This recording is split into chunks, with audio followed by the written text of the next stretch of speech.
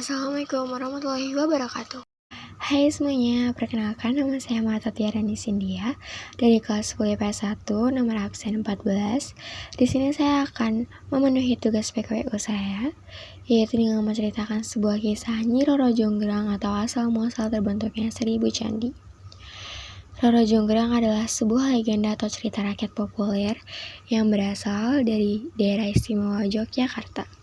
Ceritanya menceritakan kisah cinta seorang pangeran kepada seorang putri yang berakhir dengan dikutuknya sang putra akibat tipu muslihat yang dilakukannya. Ceritanya juga menjelaskan asal mula yang ajaib dari Candi Sewu, Candi Prambanan, Keraton Ratu Baka, dan arca Dewi Durga yang ditemukan di dalam Candi Prambanan. Dahulu kala di desa Prambanan terdapat sebuah kerajaan yang dipimpin oleh seorang raja bernama Prabu Boko.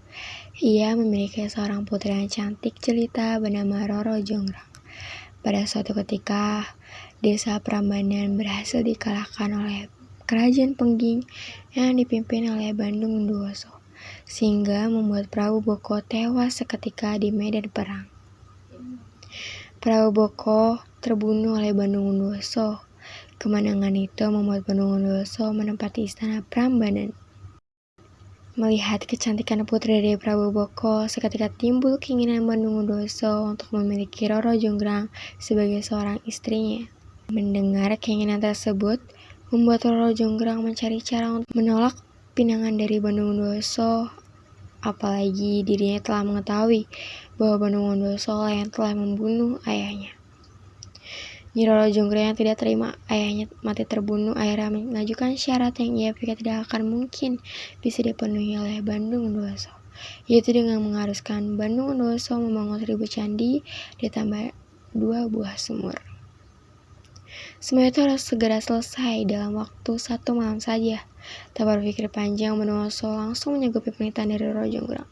Ia kemudian meminta pertolongan kepada ayahnya, bala tentara dari Roro Halus pun dikerahkan untuk membantu Bandung Unduwoso membangun 1000 candi. Pembangunan candi-candi pun segera dilakukan hingga tak terasa waktu pun telah menunjukkan pukul 4 dini hari. Di luar dugaan, Bandung Unduwoso tampaknya sedikit lagi berhasil menyelesaikan permintaan dari Roro Jonggrang. Menyisakan sedikit saja candi belum selesai. Mengetahui 1000 candi yang hampir selesai dibuat, Roro Jonggrang pun terkejut sekaligus merasa panik. Dia benar-benar tidak menyangka kalau Bandung Unduwoso ternyata bisa membangun candi-candi yang dimintanya itu dengan sangat cepat. Apa yang harus kulakukan untuk menghentikannya? Pikirnya cemas. Jika sampai Bandung Unduwoso berhasil membangun 1000 candi, maka dia akan menjadi istri dari seorang yang telah membunuh ayah kandungnya sendiri. Akhirnya Roro Jonggrang pergi membangunkan gadis-gadis di desa Prambanan dan memerintahkan mereka untuk menghidupkan obor-obor, membakar jerami, memukulkannya pada lesung, dan menaburkan bunga-bunga yang harum sehingga membuat suasana menjadi tenang dan riuh. Semburat merah memancar di langit dengan seketika membuat seolah menjadi penanda bahwa pagi akan segera tiba. Ayam jantan pun berkokok bersaut-sautan. Mendengar suara itu pun, para roh halus yang tengah bekerja segera pergi meninggalkan pekerjaannya. Mereka menyangka bahwa pagi hari telah tiba dan matahari akan segera terbit pada saat itu. Mereka hanya menyisakan 1 candi yang belum selesai dikerjakan. Bandung Unduwoso yang sangat terkejut dan marah besar ketika menjadi bahwa usahanya telah gagal. Roro Jonggrang yang berada di dekatnya tidak luput dari amukannya, maka ia kemudian mengutuk Roro Jonggrang menjadi sebuah arca untuk melengkapi sebuah candi yang belum selesai.